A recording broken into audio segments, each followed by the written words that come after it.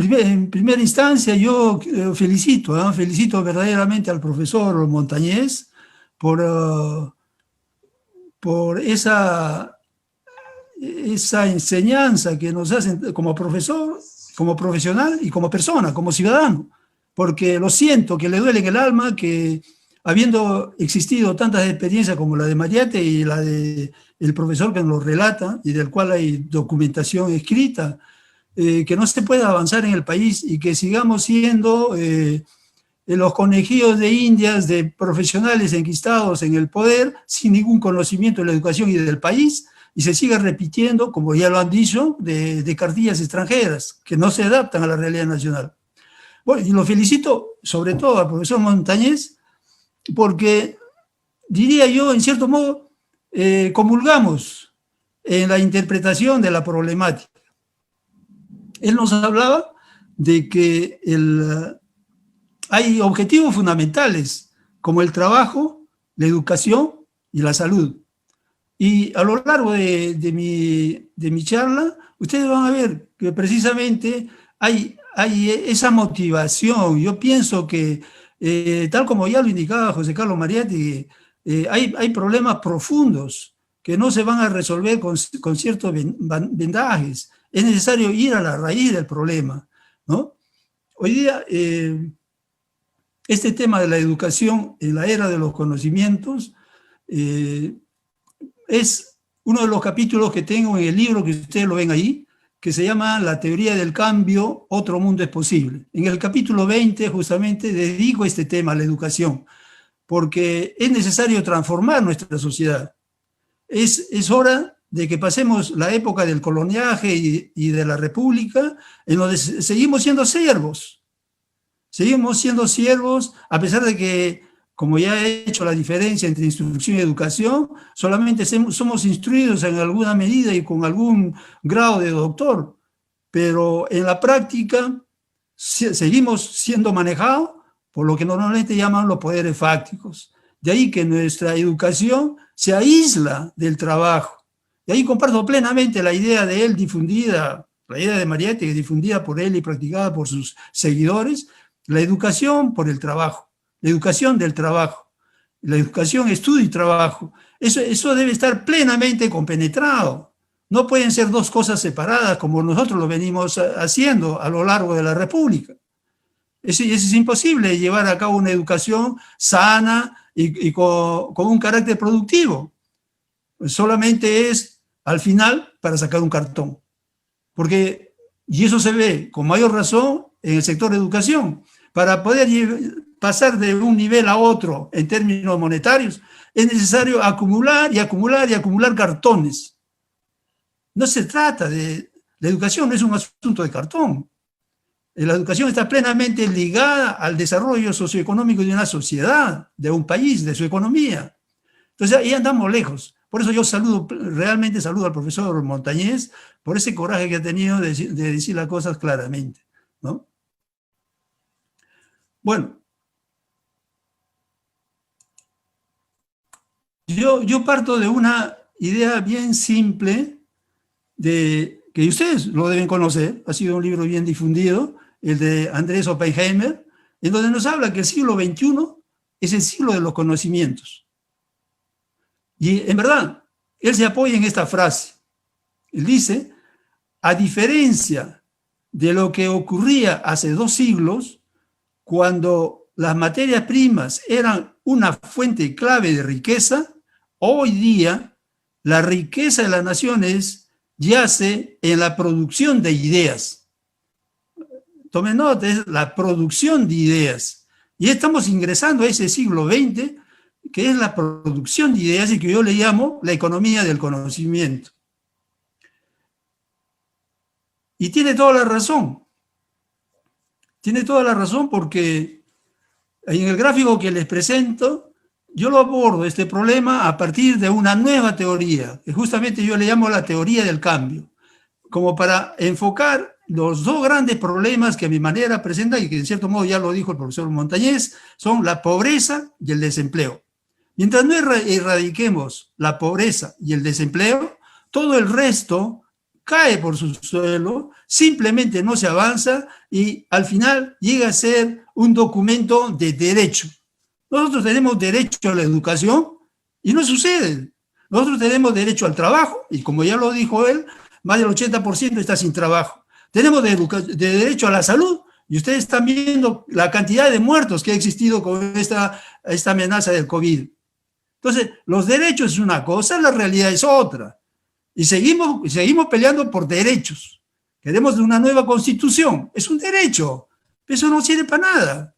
Mientras no hayamos cambiado el fondo del problema, mientras no hayamos cambiado el modelo que sustenta, y que lo dijo el profesor Montañez también, es el modelo que hay que tratar de cambiar. Solamente que había que precisar en qué consiste ese modelo. Y yo lo preciso con claridad. En el primer libro que edité el año 92 en París, ¿hacia dónde va la economía mundo? La teoría de los procesos de trabajo. Con esa teoría de los procesos de trabajo me ayudó con mayor claridad a ver la problemática en el fondo, en la raíz de nuestra sociedad y de nuestra economía. Y como lo ven ustedes en esta parte, a ver si lo agrando para que se pueda ver mejor. Bueno, tampoco, bueno. Acá en esta parte tenemos una elipse, no sé si lo ven, en un azul claro. Todo acto económico tiene dos elementos: el proceso de trabajo, y la parte que no está abajo es la decisión socioeconómica. Son los dos elementos. El proceso de trabajo es la manera de trabajar, simple y llanamente, es cómo se crean las riquezas. Y ahí lo vemos, desde el origen de la humanidad ha habido 4 procesos de trabajo diferentes. En el origen de la humanidad se realiza la manera de trabajar, la forma de trabajar, que yo le llamo proceso de trabajo, es a mano desnuda. Y esto hace 300.000 años atrás, la mano desnuda. Y con el correr del tiempo, en su centro de alimentación, esa manera de trabajar progresa con la creación de útiles herramientas. Yo le llamo un proceso de trabajo con herramientas. Ese proceso de trabajo de herramientas es muy superior cuando uno lo realiza a mano desnuda. Ya es un buen avance, pero se sigue todavía incrustado en el centro de alimentación, al costado de los ríos, de los lagos y del bosque. Es el centro de alimentación en donde se realiza el proceso de trabajo con herramientas. Pero el gran paso de la humanidad ha sido cuando se crea la tierra cultivable y nosotros podemos hacer la ganadería, podemos hacer la agricultura, que es el proceso natural de producción. Ahí el hombre recrea lo que la naturaleza produce. El hombre produce lo que la naturaleza nos da. Eso es la agricultura del estado primario, pero es un gran avance. La tierra cultivable, el elemento fundamental de ese proceso de trabajo es la tierra cultivable. Y con eso se da un gran logro, ¿no? Y en el camino de esa agricultura es cuando sale la industria, que la industrialización es el proceso artificial de producción. Es la industrialización otro gran logro de la humanidad.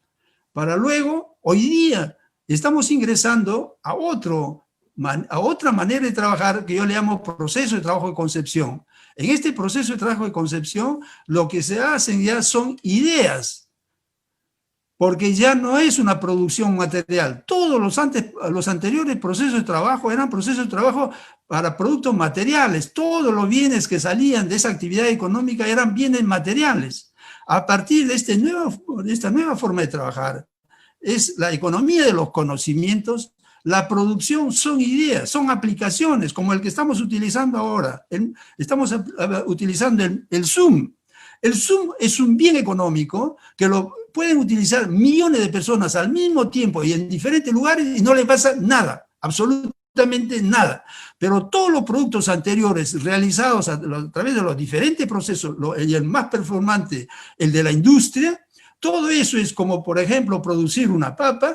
Cuando uno lo come a la papa hay que volverla a producir. Cuando uno gasta una silla hay que volver a producir una silla. Todos esos bienes son bienes perecibles, los bienes materiales. Pero hoy día estamos ingresando a una economía totalmente diferente. Es una economía, la economía de conocimientos. Cada uno de ellos es un bien único. En todos los anteriores, y sobre todo en la industria, eran bienes en series. Hago una silla, hago 1 millón de sillas. Hago una casa, hago 1 millón de casas. Hoy día no. Hoy día hago un Zoom, como el que estamos utilizando, y ese es el Zoom, el único, no hay más que otro. No se le puede mejorar porque está definido. El Facebook, el Windows, son aplicaciones, son cosas inmateriales. Esa es la nueva economía. Esa es la que crea más riquezas. Y esa es la que decía Oppenheimer, estamos creando una sociedad de ideas. Pero con mayor precisión, es una economía de generación que genera descubrimientos, innovaciones, creaciones, invenciones. Cada nuevo bien es único, es una nueva investigación, es una nueva invención, una nueva creación, y eso es la nueva economía al que tenemos que lanzarnos. Desgraciadamente, una vez más, ni siquiera hemos ingresado a un proceso real de industrialización de hace 5 siglos. Estamos nosotros lejos, nuestros políticos, nuestros educadores, en ningún momento nos hablan de la economía de los conocimientos. Hace un momento hemos escuchado al profesor, al ingeniero, cuando nos hizo la introducción con el cableado y la puesta en obra de un sistema de mejor educación. Pero fíjense ahí, ¿qué es lo que estamos haciendo? Solamente copiar lo que otros hicieron. ¿Cuál es nuestra parte creativa, innovadora, de descubrimiento? Cero. Cero. Lo que estamos haciendo es copiar. Y entonces nosotros no hacemos nada como gente creativa. Nuestra escuela, ¿qué nos enseña? ¿Nos está enseñando a crear, a descubrir, a innovar? Nada. Y ese es el nuevo sistema al que tenemos que lanzarnos. Y ustedes verán que en el corrido de estos procesos de trabajo, que son formas de producir bienes económicos, en el inicio no era muy necesario saber leer y escribir. Con las herramientas un poco quizás nos daba la noción de querer sumar y restar, ¿no? Pero cuando ingresamos ya al proceso natural de producción, la agricultura primaria, es cuando ya se realizan avances en el sistema de conocimientos, y a la prueba está en el Tahuantinsuyo. La prueba está ya incluso en los pueblos originarios del Tahuantinsuyo, cuando comienzan a mejor dominar la naturaleza, a saber cuándo se siembra la luna, el sol, los solsticios, todo eso ya lo comienzan a dominar. Era necesario generar nuevas ideas, conocer la naturaleza en la que estaban para mejor utilizarlo. Pero cuando se pasa al proceso artificial de producción, que es la industria, ahí el obrero ya no es campesino, es obrero, pegado a la máquina, y él tiene que saber leer y escribir. Ya necesariamente, porque si no se le rompe la pierna, se le rompe el brazo, los dedos se le va, porque la máquina se lo come. Él ya tiene que saber necesariamente, sin ni siquiera pasar por la escuela, si quiere ser obrero, tiene que saber leer y escribir, sumar y restar. Y hoy día estamos entrando a otro proceso de trabajo, el proceso de trabajo de concepción de la economía de conocimientos, que leer, escribir, sumar es insuficiente. Ahora tenemos que saber descubrir, tenemos que saber crear, tenemos que saber innovar, porque cada nuevo bien es una aplicación diferente al otro. Cada aplicación que vea es el consumo de energía, conocimientos. Y ustedes lo verán en el cuadro siguiente, que este proceso de trabajo, de la era de los conocimientos, que yo le llamo el proceso de trabajo de concepción, tiene una serie de elementos, como cada uno de los procesos lo tuvo. Este tiene una estructura bien particular, tiene 5 elementos. El primero, el trabajador. El trabajador ya no es campesino, el trabajador ya no es obrero, el nuevo trabajador del futuro, el que ya está generalizándose en los países del norte, por eso que le digo, estamos totalmente atrasados. En los países del norte ya está el trabajador conceptor, es un doctor, es un PhD. En adelante, como ayer fue, todos serán obreros, en adelante todos serán científicos. Tenemos que llegar a ese nivel, porque allí está ya el futuro que está delante nuestro, y que en los países del norte ya lo están. Este Zoom, ¿qué cosa es? El Google, ¿qué cosa es?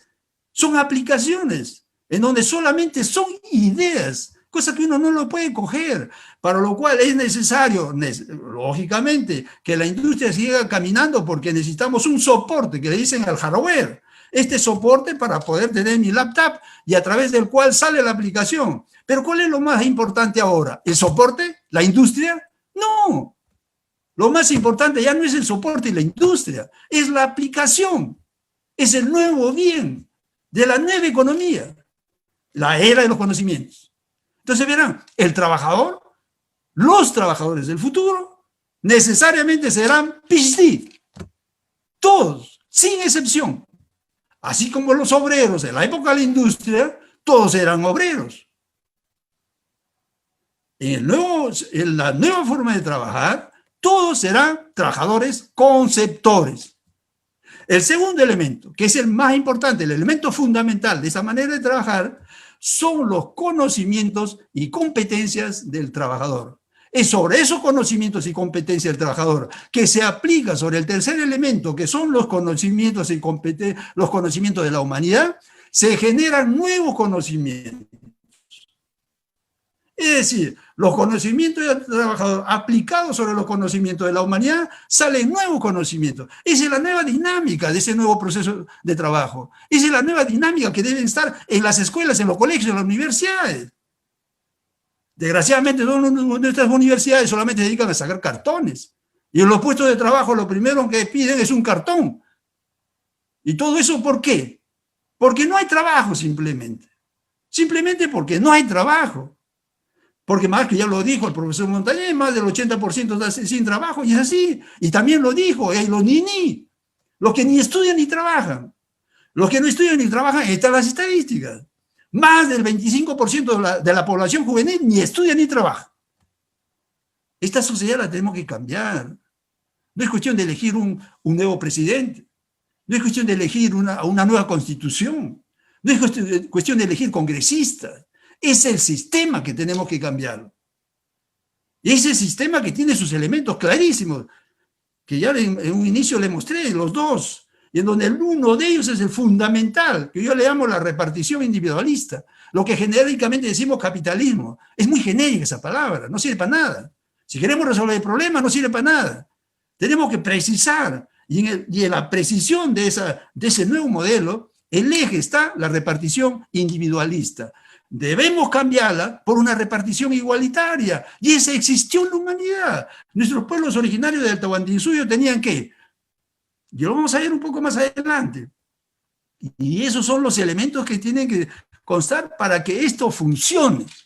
Porque si nuevamente será esta economía elitista, para los que tienen plata, para los que saben hacer y manejar el dinero que ya tienen. O si quisiéramos con toda crudeza, el dinero que se lo robó pues, cuando vino la invasión de los españoles. Y a los pobres campesinos le quitaron todo. Hoy día está en la punta del cerro, no tiene ni agua, ni desagüe, ni nada. Y nosotros decimos, vivimos en una sociedad cuando nos olvidamos de ello. O nuestros hermanos que están en la selva, al interior de la selva, le decimos así con toda generosidad, los invisibles. Qué miserables somos. Son nuestros hermanos y los tratamos así de invisibles. ¿Qué hacemos por sacarlo de ahí? Nada. Porque somos individualistas, vivimos en una sociedad de ese tipo. Entonces tenemos que, y ahí aprecio el aporte del profesor Montañez, que con mucha claridad lo dice, el fondo, ahí es el trabajo, y el fondo del trabajo, decía, tenemos que cambiar ese modelo económico que nos jode a cada rato. Tenemos que ser conscientes de eso. No solamente hacer la educación por la educación. La educación no saliera adelante.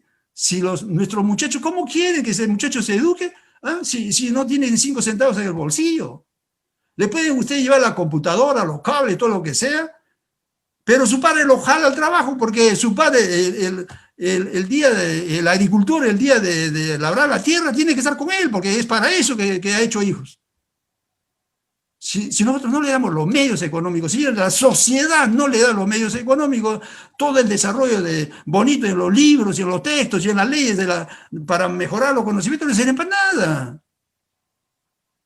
Igualmente, lo que tanto hablamos de igualdad de género, ¿no? ¿Cómo podemos comparar a nuestras hermanas que están en la punta del cerro con 0 soles en el bolsillo con una hermana que está en Chorrillo con $10,000 y $1,000 en el bolsillo? ¿Cómo lo podemos comparar? ¿Cómo podemos decir que hay igualdad de género si haya salido la ley de la igualdad de género? No sirve para nada. Entonces, El nuevo proceso al que estamos ingresando tiene estos elementos fundamentales que hay que conocerlos, entenderlos y ser consciente de eso y pelar por esa nueva forma de trabajar que tenemos que instalarla. Y eso se instala en todos los sectores de la actividad económica, no es solamente en el cableado, no solamente en los TIC, no, es en todos los sectores de la actividad. Los TIC son herramientas con las cuales uno se sirve para cambiar totalmente las formas de trabajar en todos los sectores de la actividad económica. Entonces, ahí verán ustedes que el soporte, el único elemento material de esta forma de trabajar, es el elemento quinto, es el soporte material, el hardware. Eso es todo. Y ahora el hardware ya no tiene tanto valor como tenía una máquina antes. Una máquina antes, en la época de la industrialización, en la cual estamos también todavía completamente atrasados. Entonces, ahí utilizaban la máquina como el elemento fundamental, entonces la máquina tenía todo su valor. Hoy día es un hardware, es un apoyo para que ese producto inmaterial se pueda visibilizar. Bueno, esto nos lleva a que veamos nuestra realidad. ¿En dónde están las limitantes para que esa nueva manera de trabajar, que es realmente increíble, con el que ya no solamente nos da el confort material de la salud, de la psicosis, de la mente, del alma, nos está llevando porque sus herramientas ya no son materiales, ya no son clavos, martillos, yunques, no, son conocimientos. Entonces, esa sociedad que nos permite ingresar más allá del bienestar material, a un bienestar de la salud, de la mente y todos los actos, tenemos que ingresar con esa nueva forma de trabajar. Desgraciadamente todavía vivimos en el elipse que les digo acá, es lo que genéricamente llamamos el capitalismo. El capitalismo, con este nuevo modelo que yo tengo de interpretación, que ustedes lo pueden ver en el libro que he presentado inicialmente, este modelo que llamamos capitalismo tiene dos elementos. El proceso artificial de producción, que es la industria, que se crea a través de las máquinas, todos los bienes, por millones, y una forma de repartición de la riqueza creada. Porque una cosa es la producción, que es el resultado de un proceso de trabajo, y lo otro es cómo se reparte la riqueza creada. Esa es la parte que estaba escondida, que lo vemos todos los días, pero que no lo apreciamos, que es la repartición del resultado. Lo hemos confundido en uno solo, y en realidad se presentan los dos solos. Ese ha sido el gran problema, porque no lo hemos llegado a entender. Porque cuando uno va a comprar un kilo de papa, uno ve la papa y punto, uno cree que la papa, que es el producto material del proceso de trabajo, eso es todo. Detrás de la papa, escondida en la papa, está el precio, está el beneficio, está la ganancia. No lo vemos, está la repartición individualista, esa parte que se la lleva el capitalista y que no te das cuenta. Entonces, este es el modelo capitalista con más precisión. Y si no, esa es la limitación actual, incluso para la educación. Porque en la repartición individualista, acabamos de hablar, hay muchos que no tienen nada y poquísimos tienen todo. Entonces, esos muchos que no tienen nada están nuestros hermanos de la selva, nuestros hermanos en los Andes, en los conos de Lima. Esos son millones de gente que no tienen nada. Esa es la limitante de este modelo. Con esa realidad, ¿cómo queremos transformar la educación? Con esa realidad económica de la gente, ¿cómo lo vamos a transformar? Y si todavía persistimos en que ese modelo continúe, no hay solución ni a la educación, ni al problema de género, no hay solución a esa cosa, porque en el fondo es la economía que se va a imponer. Y en el fondo, quienes manejan el acto económico se seguirán imponiendo. Comprarán a los medios de comunicación, comprarán a todos los políticos, comprarán al presidente de la República, comprarán a todos porque tienen todos los medios económicos necesarios para hacer lo que ellos quieren, para mantenerse en el poder y seguir acumulando. Entonces, el próximo sistema que estamos pensando, diseñando de nuevo modelo educativo, tenemos que tener en cuenta esa realidad. Si no, no hemos avanzado nada. Entonces, ante eso, yo digo que esas limitaciones en el inicio de la era de los conocimientos nos da estas verdades tristes, amargas, como la que la OCDE, o la Organización para la Cooperación y Desarrollo Económico, nos dice. El Perú es uno de los países donde la situación socioeconómica del alumno tiene, que no se nota acá, 7 veces más impacto en su rendimiento escolar. O sea, el hecho de ser desfavorecido económicamente ya es un gran handicap, 7 veces más con relación al que no, y eso lo dice la OCDE, la Organización de Cooperación y Desarrollo, un organismo que no digamos izquierdista, está muy lejos de eso. Y un escolar de 15 años con escasos recursos tiene 7 veces más probabilidades de mostrar un bajo rendimiento escolar que el de sus compañeros en mejores circunstancias. Y los resultados educativos no solo están condicionados a la renta per cápita, sino a que si el niño tiene un solo papá, solamente le queda uno por 1000 razones, o tiene una escuela rural, vive y estudia en una escuela rural. Eso lo dice la OCDE. Entonces ahí vemos la limitante de la repartición individualista, en donde unos tienen, muy pocos tienen la mayor cantidad de riqueza y la mayoría no tiene nada. Ya ustedes es célebre la noción de Oxfam Internacional. 8 países en el mundo, 8 personas tienen una riqueza acumulada a la mitad de la riqueza acumulada de la mitad de la población mundial. 8 personas pesan económicamente como 3.700 millones de personas. ¿Cómo podemos aceptar eso? Y eso sucede en el Perú igual.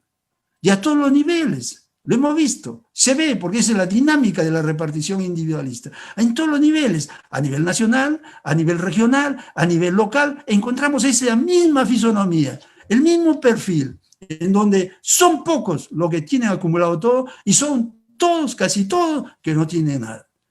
En esas condiciones, querer establecer un bonito modelo de sistema educativo no va a avanzar demasiado. Haremos bonitos proyectos como el que lo han desarrollado los alumnos de José Carlos Mariátegui, es formidable, como una enseñanza, pero no debe quedar suelto, ni intentemos aplicarlo suelto, porque si no, no avanzamos nada. Avancemos a la raíz del problema. Y para cerrar con broche de oro, la PUC, la Pontificia Universidad Católica del Perú, hace un estudio sobre todos los colegios en el Perú y el resultado miserable que nos da.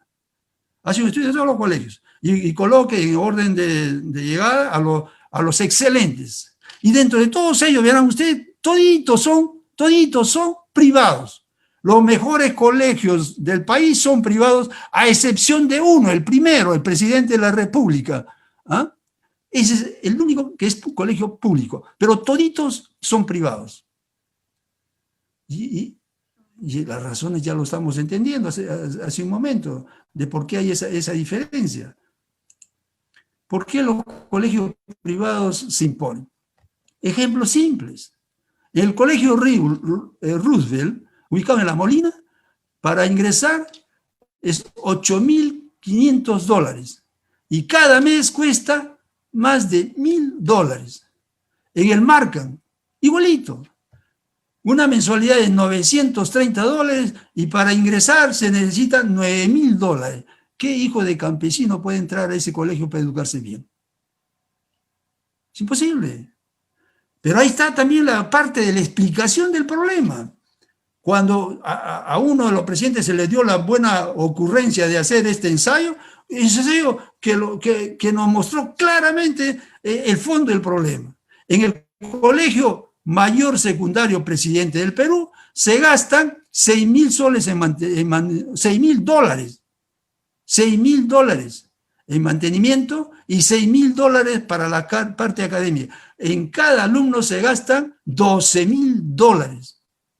Por eso es que este colegio está ubicado en el primer lugar de rendimiento, porque se le da al mejor profesor, la mejor enseñanza, y a los profesores se le paga lo que se le debe pagar a un profesor de ese nivel, porque se le ha puesto la infraestructura adecuada, los los implementos necesarios para que ese alumno se desarrolle, porque desde ya es buen alumno. Lo que se le ha ayudado simplemente es a que vaya más allá. Y ha llegado a ser el primero de todo el ranking a nivel nacional. Y ahí está la prueba evidente de que el problema no vamos a resolverlo haciendo nuevos métodos educativos y otras cosas, si no resolvemos este problema. Y por lo que estamos viendo, ¿por qué los colegios públicos no funcionan? Los colegios públicos no funcionan porque gastan $60 mensuales en cada uno. Cuando en los colegios públicos se están gastando $1.200, en los privados más de $1.000, porque en el colegio público $1.200 era solamente la parte de educación y útiles para el educando, pero no se contaban, en ese cálculo no están los muros. Entonces se están gastando más que $12.000, casi una vez y medio más que los mismos colegios más caros de Perú. Y ahí el resultado. ¿Y cómo resolver este problema entonces? Nosotros lo podemos resolver con este elipse, ¿eh? Ustedes lo están viendo ahí en verde. El rojo es el capitalismo, con repartición individualista abajo en la decisión socioeconómica. Tenemos que ingresar a una repartición igualitaria. Eso nos dice esta teoría del cambio. Si queremos cambiar, tenemos que cambiarlo primero, cambiando el modelo. Y ese modelo estará compuesto del último proceso de trabajo creado por la humanidad, que es el proceso de trabajo de concepción y que de manera genérica ya todo el mundo lo conoce como la economía de los conocimientos. Esa es la manera de producir riqueza, pero la manera de repartir de la riqueza creada tiene que ser con repartición igualitaria, tan igual como lo hicieron nuestros pueblos originarios. Ustedes lo van a ver más adelante. Igualito, los pueblos originarios del Tahuantinsuyo. Eso era su modelo. Y lo único que estoy viendo acá, después de mi largo trabajo de investigación y de años, en donde el primer libro lo saqué en el 92 en París, del siglo pasado, en el 92 en París, la teoría hacia dónde va la economía mundo, los procesos de trabajo. Allí explicaba y me daba estos resultados que hoy día se están generalizando. La economía inmaterial, ya lo dije en esos años, se va a imponer con fuerza, ahí está. Y lo dije también, esta repartición igualitaria no es caída de los cabellos, es lo que lo hicieron nuestros pueblos originarios del Tahuantinsuyo. Por eso vivieron en paz, por eso les salió la propiedad comunitaria. Ahora vamos a ver, fíjense, la repartición que llamamos de la riqueza creada, en realidad tiene dos partes. De lo que le estoy hablando es la parte de las remuneraciones, que está aquí en esta parte izquierda. Aquí están las empresas. Este es el total de empresas del país, acá, todas. Cada una de estas líneas es una empresa. Y entonces el modelo que yo propongo es una economía de mercado a dos sectores. En este primer sector ponemos todas las empresas que actualmente existen. Todas. No necesito hacer nacionalizaciones, que fue un error grave de nuestro pasado. Lo que tenemos que crear es un sector 2.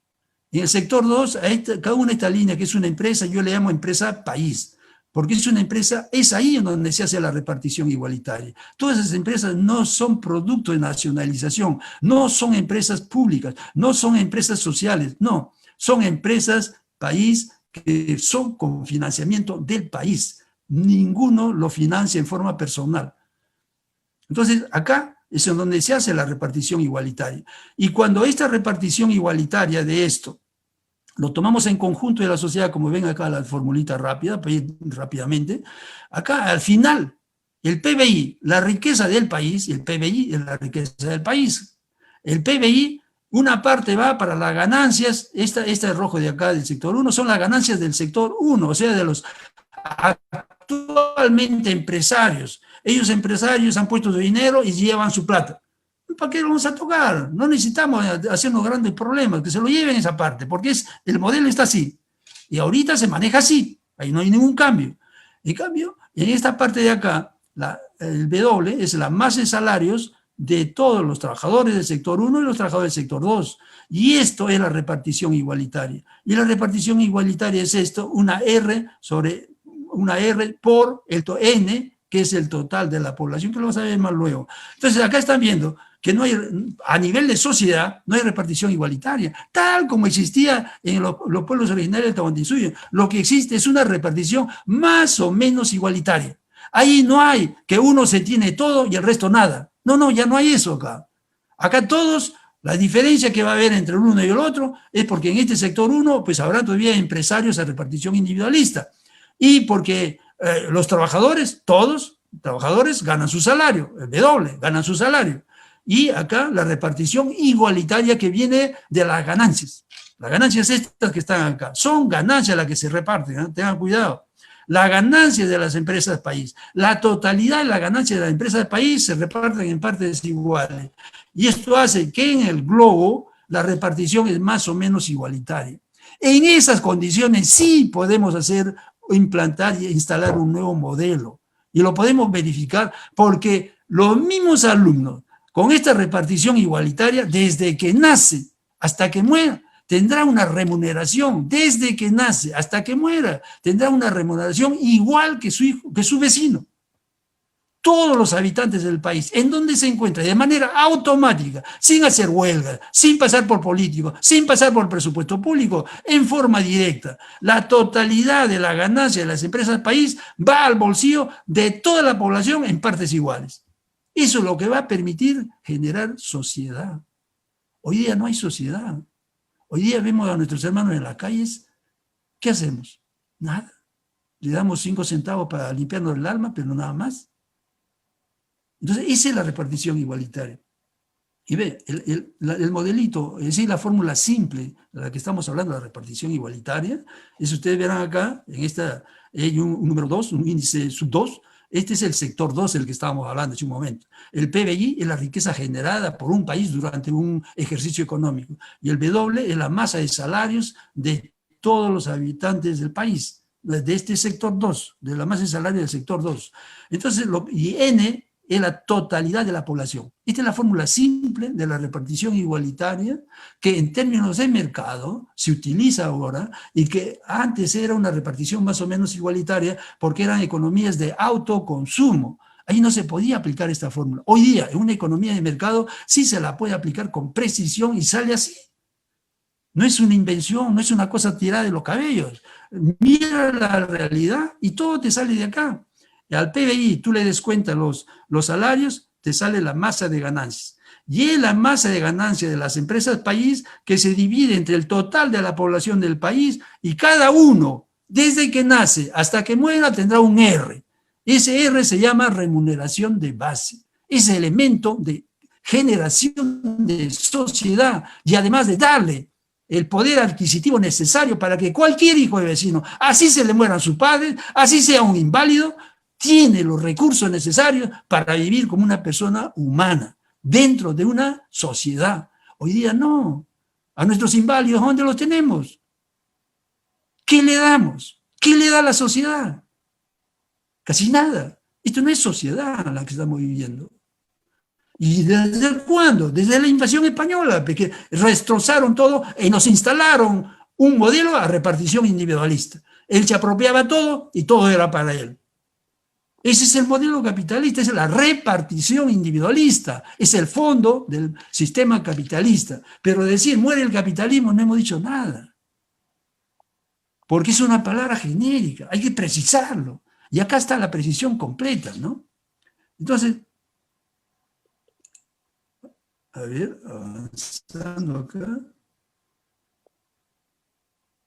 Entonces, vayamos a esto de acá que ya hablamos, ahora vamos a esto, de una manera rápida para verlo, que la repartición igualitaria nos permite generar la propiedad comunitaria. Y la propiedad comunitaria con una definición bien precisa, pertenece a todos y a nadie en particular. Y cuando tenemos la propiedad comunitaria acá en repartición igualitaria, tenemos la igualdad económica. Ahora, con la propiedad comunitaria y la repartición igualitaria podemos tener financiamiento gratuito e ilimitado para generar empresas país. Eso nuestros políticos no nos dicen. Lo que hacen es, como hacen todos los presidentes de la República, le falta algún dinero, van a la Bolsa de Valores, a las empresas internacionales, al Fondo Monetario y le piden prestado. ¿Y después quiénes van a pagar y en qué condiciones? ¿Y para qué lo usan? Para la corrupción. Cuando nosotros tenemos acá en el país, con nuestros recursos, tenemos financiamiento ilimitado para generar las empresas que queramos en las condiciones que queramos. Y eso no es nada nuevo. No es nada nuevo.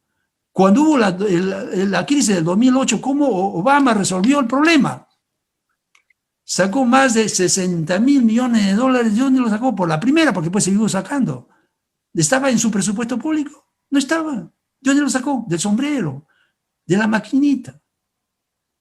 Solamente que ellos se fueron al tacho después, convirtiéndose en deuda, en soberana deuda, porque lo utilizaron para llenarse los huecos de las empresas que estaban en quiebra. Nosotros no lo vamos a usar para eso, lo vamos a generar empresas, única y exclusivamente para empresas, y ahí no hay ningún problema. Y si tenemos esa condición de igualdad económica y financiamiento ilimitado, llegaremos a lo que se vivía antes, la igualdad de oportunidades, la igualdad de condiciones, como vivían nuestros pueblos originarios, y con esas 3 reglas básicas no necesitaba más, no robar, con esas 3 reglas simples, porque era una sociedad en armonía. No sé, totalmente armónica, es imposible que entre los seres humanos, pero no había las desigualdades socioeconómicas que existen ahora. Habían diferencias, como en la repartición más o menos igualitaria, hay diferencias. Entonces, el nuevo sistema de formación profesional comienza bien antes del nacimiento de la persona, con la planificación familiar. Y este nuevo sistema será, como les digo una vez más, será posible si cambiamos el modelo. Si no, este sistema lo conocemos igualmente, pero nunca se aplicará porque el modelo es de repartición individualista. Si lo cambiamos a la repartición igualitaria, que en su conjunto es repartición más o menos igualitaria, ahí podemos aplicar este nuevo sistema, que todos lo conocen, que no es nada nuevo en realidad, que hay que hacer planificación familiar, tener hijos cuando uno ya está consciente de la capacidad y todo mental, física y monetaria para hacer hijos. Si no, no, la sociedad lo acepta porque tiene posibilidades de acogerlo, si no, no. Y eso pasaba en los pueblos originarios. ¿Por qué las tribus antes en el bosque, los centros de alimentación, no crecían grandemente? Estaban entre 30 y 100 personas, porque no iban más allá. Si nosotros tenemos capacidad de hacer hijos todos los años y todos en común, ¿por qué no crecían más? Porque tenían su forma de garantizar un cierto nivel de equilibrio, porque entre ellos podían coordinar. Hoy día no, yo hago mis hijos, no tienen nada que hacer con los hijos del vecino y cuanto quiera hacer. En ese desarreglo de la repartición individualista que la sociedad no tiene cómo resolver su problema, mientras no resolvemos el problema fundamental. Y entonces, teniendo ese nuevo modelo socioeconómico de repartición más o menos igualitaria, con financiamiento ilimitado de empresas y esto, ya podemos pensar que entre los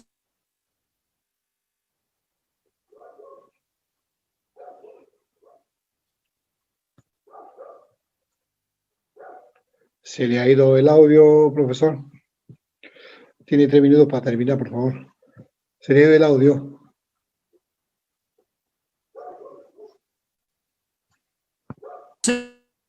doctor, pero no un doctor de cartón.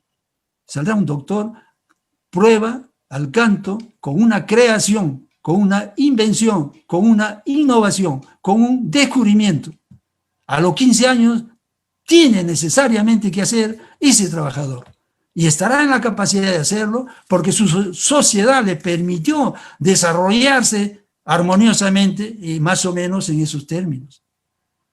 Hice la nueva economía, hice la era de los conocimientos, que lo lograremos con toda fuerza si logramos barrer ese problema de la repartición individualista. Si no, ingresaremos una vez más, como nuestros antaños ingresaron en la época de la industrialización, nosotros siendo, como dicen, los últimos de la carreta. Y en donde todavía nuestros hermanos en la selva viven con modelos de trabajo de hace más de 200 años, 200.000 años. Nuestros hermanos en los Andes viven con la chaqueta.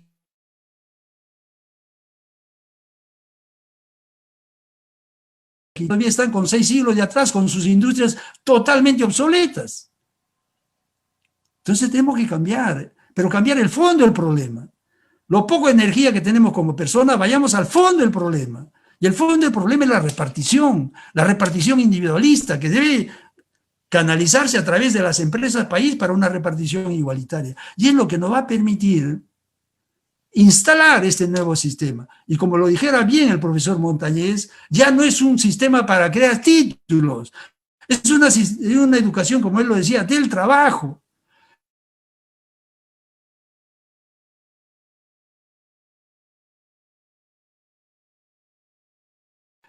Porque tengamos cuidado. Hoy día decimos trabajo a aquellos que son pagados. Y porque nos han llevado a esa aberración total. Que el trabajo es solamente considerado cuando es un trabajo pagado. Y los trabajos que hacen los profesores que no son pagados, y los trabajos que hacen los artistas que no son pagados, y los trabajos que hacen los inventores que no son pagados, no son trabajo. Nos han llevado con este sistema capitalista, nos han llevado a una deformación total, y nosotros seguimos siendo siervos, esclavos. No nos liberamos. Esa es nuestra independencia, esa ha sido la independencia de los ricos, que se liberaron de España, y punto. Y nosotros seguimos siendo tan siervos como estuvieron nuestros hermanos campesinos. Entonces, a ese sistema tenemos que ingresar. Y la característica de ese nuevo sistema es una plena autonomía del centro de educación. Y ustedes lo han dicho varias veces, aquí mis antecesores, el profesor Montañez lo dijo varias veces. Los centros de formación están ligados el profesor a la UGEL al ministerio, el ministerio al presidente de la República. Eso no sirve para nada. Es una formación centralizada, universalista. ¿Cómo puedo dar un sistema educativo para una persona que yo lo dejo? Uno para la costa, con el mismo sistema para el que está en la selva, o para el que está en la punta del cerro. No, cada centro profesional tiene que ser autónomo, administrativa y económicamente. No tiene por qué depender para sus gastos y sus ingresos de la parte superior. La parte superior será para coordinaciones, pero no para desprenderse de su autonomía. Entonces, lo que yo en grueso les estoy diciendo, las instituciones del futuro tendrán dos características. Serán a un solo nivel, la autonomía, y serán organizaciones simples, como este colegio, por ejemplo. El colegio está definido por los padres de familia y alumnos que están cerca y dispuestos a ir a ese colegio y dispuestos a pagar el monto que pide ese colegio. Y entonces estarán dispuestos siempre y cuando vean que sus profesores le van a dar lo que ellos quieren que le dé. Es como cuando tengo 10 centavos. Yo me voy a comprar el pan que yo quiero en función de mis 10 centavos y elijo el mejor panadero. Pero si el ministerio me va a decir, esta es la currícula, si el ministerio le va a dar 10 soles al profesor que no alcanza para comer, si el ministerio no me da ni hoja de escribir, si yo estoy esperando la educación gratuita, estoy jodido. Entonces, vean, estas son las características del nuevo sistema de formación. La autonomía en el centro de formación, la educación a la carta. Ya no podemos seguir con educación con un solo libro para todo el mundo y al mismo tiempo. Y el libro viejos, para además encima. Y el libro de los que nos oprimen, es más. No son los libros que nosotros lo hemos creado, desde antes ya lo dijeron. No son libros que nosotros lo hemos hecho en función de nuestra realidad. Son libros que vinieron importados y que nosotros los tenemos que... Porque hay un corrupto, compró todo ese paquete y después lo pasó a los profesores y los profesores, pues, bueno, al final se callan para que le den sus suelditos, sino también de dónde viven, ¿no? Entonces tiene que ser una educación a la carta en función de las habilidades y competencias de cada ser humano, que no son iguales ni uno al otro. Entonces no podemos tener aulas de 20, 40, 50 alumnos, y no puede ser el mismo curso para todo el mundo. No puede ser eso. Estamos entrando a una era de los conocimientos. Si no entendemos esto, una vez más nos fuimos al tacho. Muchas gracias a ustedes. Gracias.